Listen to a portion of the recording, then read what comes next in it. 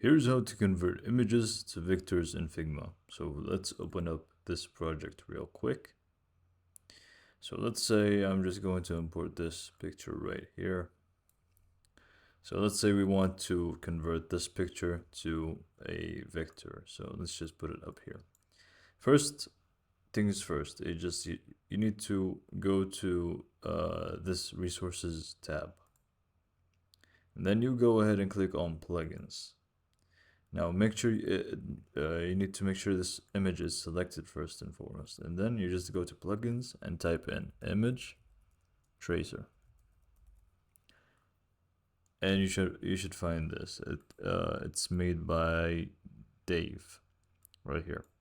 So once you find the image tracer, you just click on run. Now it's going to do all the work. As you can see, it traced out the icons. Now, you have a few settings over here that you can play with. You can invert the image. You can increase the blur if you want. I would recommend to just leave everything as it is. You can also increase the threshold.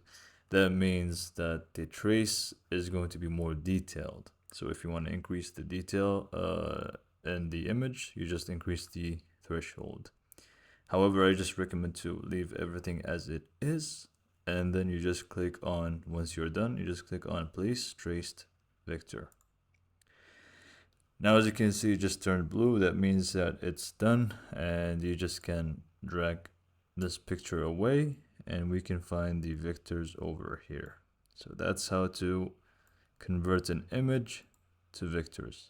So thanks for watching.